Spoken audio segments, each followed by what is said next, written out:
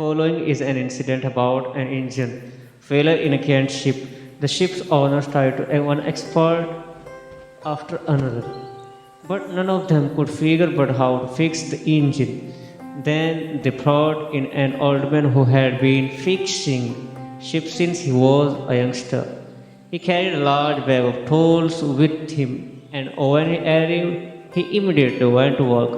He inspected the engine very carefully top to bottom. Two of the ship's owners were there, watching this man, hoping he would know what to do. After looking this over, the old man reached into his bag and pulled out a small hammer. He gently tapped and was fixed. A week later, the owners received a bill from the old man for $10,000. The owners exclaimed he hardly did anything. So they wrote the old man a note saying, "Please send us an invisible bill, $2. Knowing where to tap, $9,998. Effort is important, but knowing where to make effort in your life makes all the difference. Knowledge in Islam is highly valued. Knowledge will benefit us in this world and in thereafter." A highly skilled carpenter who had grown old was ready to retire. He told his employer contractor of his plans to leave the house building business and live a more leisurely life with his family. He would miss the payback, but he needed to retire. The employer was sorry to see his good worker go and asked if he could build just one more house as a personal favor. The carpenter agreed to his proposal but made sure that his work will be his last project.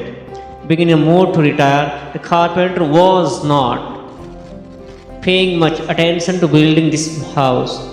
His heart was not in his work. He resorted to poor workmanship and used inferior materials. It was an unfortunate way to end his career. When the job was done, the carpenter called his employer and showed him the house. The employer handed over some papers and front door keys to the carpenter and said, "This is your house, my gift to you." The carpenter was in shock. What a shame! If he had only known that he was building in the house, he would have made it better than any other house that he ever built. Our situation can be compared to this carpenter. Allah Ta'ala has sent us to this world to build our homes in paradise by obeying His commands. Now we have to decide how well we wish to build the homes where we live in forever. Did you thank Allah for your eyesight? A blind boy sat on the steps of building with a hat by his feet. He held up a sign which said, "I am blind, please help." There were only a few coins in the hat. A man was walking by. He took a few coins from his pocket and dropped them into the hat. He then took sign, turned it around, and wrote some words. He put the sign back so that everyone who walked by would see the new words. Soon had begun to fill up. A lot more people were giving money to the blind boy. That afternoon, the man who had changed the sign came to see how things were. The boy recognized his footsteps and asked, "Oh, you the one who changed my sign this morning? What did you write?" The man said, "I only wrote the truth. I said what you said in a different way, or what he had written say was, 'Today is a beautiful day and I can't see it.'" Do you think the first sign and second sign were saying the same thing? Of course, both signs told people the boy was blind, but the first sign simply said the boy was blind. The second sign told people they were so lucky that they were not blind. Should we be surprised that the second sign was more effective? It is He who has created for you the sense of hearing, ears, sight, eyes, and heart's understanding. Little thanks He gives. Allah. An emperor in the far east was growing old and knew it was time to choose his successor. Instead of choosing one of his assignment or his children, he decided something different. He called young people in the kingdom together one day. he said, "It is time for me to step down and choose the next emperor. I have decided to choose one of you." The kids were shocked, but the emperor continued, "I am going to give each of you a seed to the one very special seed. I want to plant a seed, water it, and come back here 1 year from today with what you have grown from this one seed. I will then judge the plants that you bring, and the one I choose will be the next emperor." One boy named Ling was there that day, and he, like the others, received a seed. He went home and excitedly told his mother the story.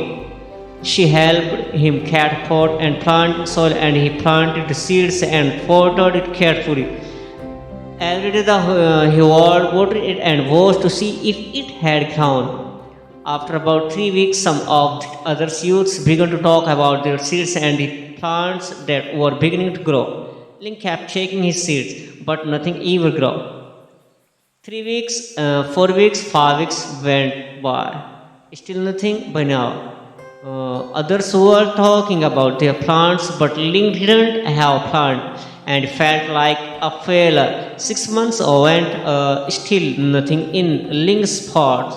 He just knew he had killed his seed. Everyone else had trees and tall plants, but he had nothing. Ling didn't say anything to his friends. How they just kept waiting for his seed to grow. A year finally went by, and all the youths of the kingdom brought their plants to the emperor of inspection. Ling told his mother that he wasn't going to take an empty pot, but honest about what happened. Ling felt sick to his stomach, but he knew his mother was right. He took his empty pot to the palace. When Ling arrived, he was amazed at the variety of plants grown by the other youths. They were beautiful in all shapes and sizes. Ling put his empty pot on the floor, and many of the other kinds laughed at him. A few felt sorry for him and just said, "Hey, nice try." When the emperor arrived, he surveyed the room and created young people. Ling just tried to hide in the pack. "What great plants, trees, and flowers you have grown," said the emperor. "Today one of you will be appointed the next emperor." All of a sudden, the emperor spotted Ling at the back of the room with his empty pot. He ordered his guards to bring him into the front. Ling was terrified. "The emperor knows I'm Philip. Maybe he will have me killed." When Ling got to the front, the emperor asked his name. "My name is Ling," he replied. All the kids were laughing and making fun of him. The emperor asked everyone to quiet down. He looked at Ling and then announced to the crowd, "Behold your new emperor. His name is Ling." Ling couldn't believe it. Ling couldn't even grow his seeds. How could he be emperor? Then the emperor said, "1 year ago today, I gave everyone here a seed. I told you to take the seed, plant it, water it, and bring it back to me today. But I gave you all boiled seeds which would not grow. All of you except Ling have brought me trees and plants and flowers. When you found that the seeds would not grow, you substituted another seeds for the one I gave you." Ling was the only one with the courage and honesty to bring me a pot with my seed identity. Therefore, he is the one who will be the new emperor. The prophet taught, "Truthfulness leads to rightness, and rightness leads to paradise. And a man keeps on telling the truth until a become a truthful person. Falsehood lead to al-fajr, wickedness, evil doing, and al-fajr, wickedness, leads to the hellfire. And a man may keep on telling lies till he is written before Allah alive."